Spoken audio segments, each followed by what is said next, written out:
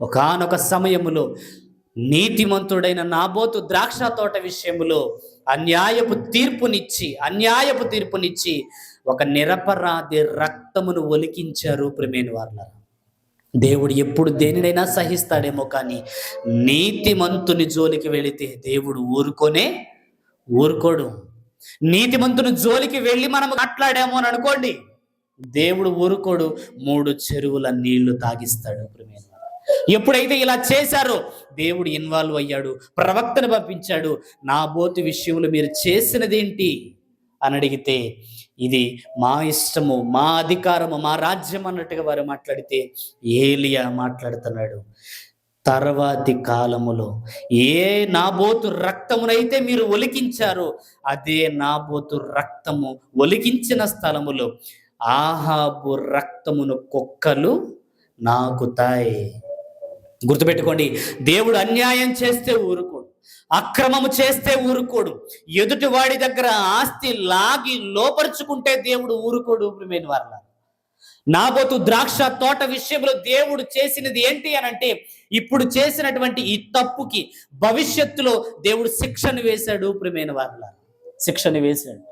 ఏ ప్రాంతంలో అయితే నాబోతు రక్తమును ఒలికించారో అదే ప్రాంతంలో ఆహాబు రక్తమును ఒలికించాడు అని అంటే, మీరు అనుకుంటున్నారా మీకు అర్థం అవుతుందో లేదో నాకు అర్థం కావట్లేదు, కానీ ఒక మాట, మనము ఏ విత్తనాన్ని విత్తితే ఆ పంటనే కోస్తాం. మనము ఏ కీడును తలపెడితే మన నెత్తి మీదకి అదే కీడు వస్తుంది అనడంలో ఎలాంటి సందేహం లేదు.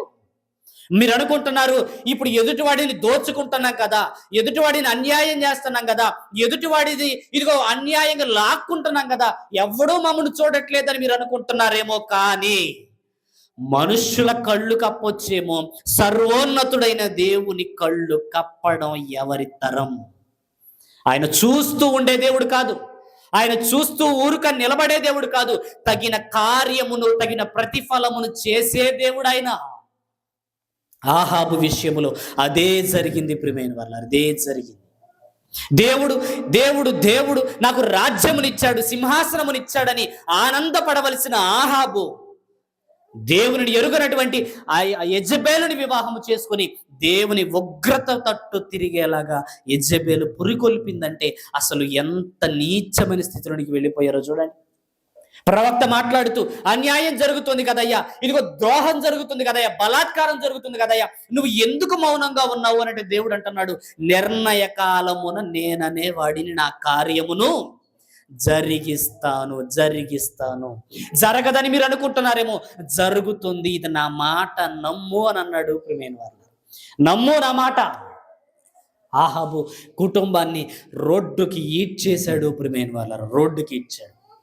ఏ ప్రజల ముందైతే రాజుగా దేవుడు ఆహాబును అభిషేకించాడో అదే ప్రజల ముందు రక్తమును ఒలికించి కుక్క చావు చచ్చేలా చేశాడంటే దేవుడు ఓరకనే ఉన్నాడు అనుకుంటున్నారా? ఉండడాయన. నీతిమంతుడి పక్షముగా నిలబడే దేవుడు, నిస్వార్థముగా చేస్తున్న వాడి పక్షముగా నిలబడి కార్యమును జరిగించే దేవుడు. అలాంటి దేవుడు వాళ్ళ పక్షాన ఎందుకు ఉండలేదు అనంటే, వాళ్ళు అన్యాయానికి అక్రమానికి దాసులైపోయి దేవుని సేవించవలసిన వాళ్ళు విగ్రహ సంబంధమైన ఆచారాలలో ఉండిపోయారు ప్రియమైన వారులారా. పోనీ ఆహాబు ఒక్కడే మరణం పొందాడా అంటే లేదు. ఆహాబు చేసుకున్న భార్య, ఆహాబు కడుపున పుట్టిన 70 మంది కొడుకులు, ఆహాబు సంబంధులు, ఆహాబు సహోదరులు, ఒక్కడు కూడా మగజాతన్నది లేకుండా దేవుడు చేశాడు. గుర్తుపెట్టుకోండి, ఇవాళ మనం బాగున్నాములే, ఇవాళ ఎదుటివాడిది దోచుకుని ఆనందపడుతున్నాములని ఒకవేళ మీరు అనుకుంటే, దేవుడు చెప్తున్నాడు, మీరు చేసే ఈ చిన్న తప్పు వలన మీ కుటుంబపు వంశపు వృక్షాన్ని దేవుడు లేపేస్తాడు ప్రియమైన వారులారా. ఏమనుకుంటున్నారు మీరు? దేవుడంటే మాటలా? దేవుడంటే ఆషామాషి అనుకుంటున్నారా? ఆహాబు చేసిన తప్పుకి 70 మంది కొడుకుల తలలు తెగిపడ్డాయి అంటే కారణం ఎవరు? ఆహాబు యెజబేలు కలిసి చేసినటువంటి ఆ పనికి ఆహాబు సంతతిలో మగవాడన్నవాడే లేకుండా పోయాడంటే అది ఎంత ఘోరమైన పాపము యెహోవా దృష్టికి కనబడాలి చెప్పండి.